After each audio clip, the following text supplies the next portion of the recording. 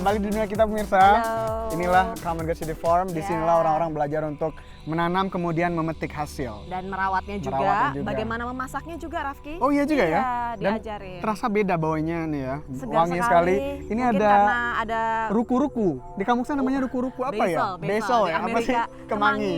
Iya. Dan di sana juga Di sana ada Swiss chard Swiss itu chard. yang warnanya hijau dan merah, itu segar sekali ya kayaknya. Banyak sekali tumbuhan yang nggak ada di Nggak Indonesia, ada di sini Indonesia. ya. Tapi Swiss chard itu bisa dimakan kan? Bisa, daunnya yang dimakan. Kayak Iya, bayam gitu ditumis kali ya? gitulah. Ditumis. Iya.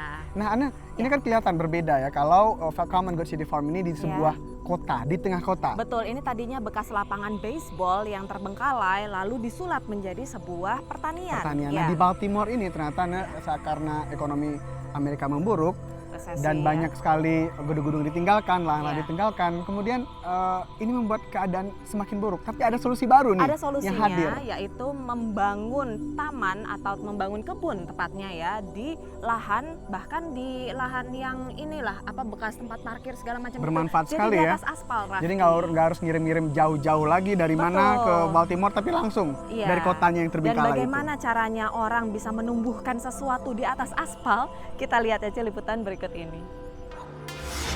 Sejak akhir Perang Dunia Kedua, Baltimore telah kehilangan sepertiga populasinya, membuat kota terbesar di negara bagian Maryland ini bagai kota hantu, penuh bangunan rusak dan lahan terbengkalai. Namun di tengah keseraman ini, sebuah lahan kembali bangkit. It was a high crime area. This vacant lot was a haven for drug activity, but not anymore. William adalah salah satu manajer lahan pertanian bernama Big City Farms, perusahaan pertama yang menyewa lahan kosong untuk bercocok tanam di Baltimore. We can really create jobs in the city in an industry that doesn't exist. So that's the whole meaning behind here. One, having good food. Two, having good jobs. And all these lots that are, just trash heaps right now.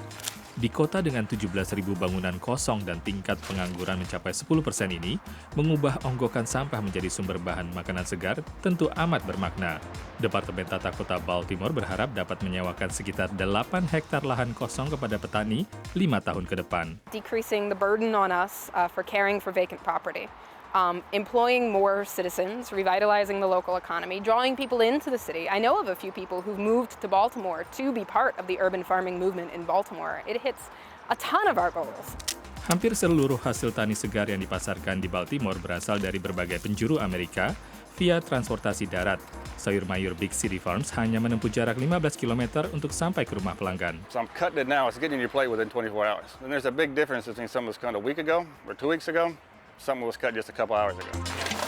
Cita rasa yang super segar itulah yang dicari para juru masak. I had the opportunity to serve carrots that were pulled from the ground less than 2 hours ago. The flavors really pop.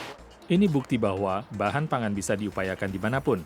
Bahkan ladang perdana Big City Farms diciptakan di atas aspal. It's been a parking lot for, I guess, about 3 years now, but this used to be the city garage behind us. Hanya pupuk kompos dan pembatas plastik yang memisahkan sayuran dengan aspal.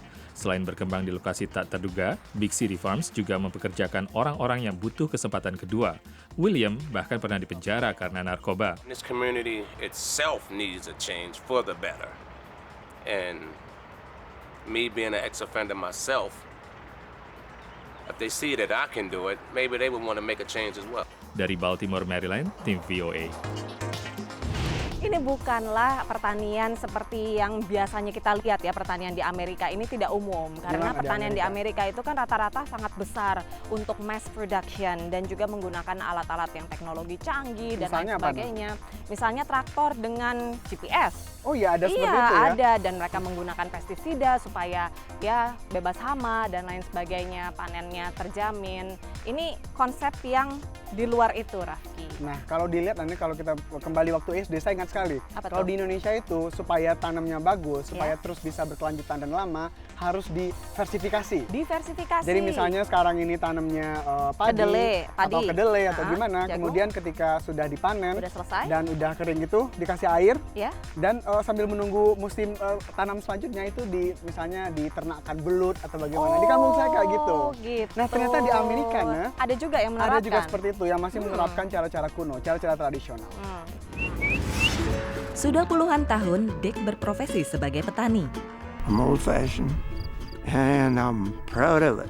Pria 80 tahun ini memilih tetap berpegang pada metode kuno yang ternyata hasilnya justru lebih banyak Filled out to the end. dibandingkan dengan pertanian lain di sekitarnya. The yields tell me it's working, and don't mess with it.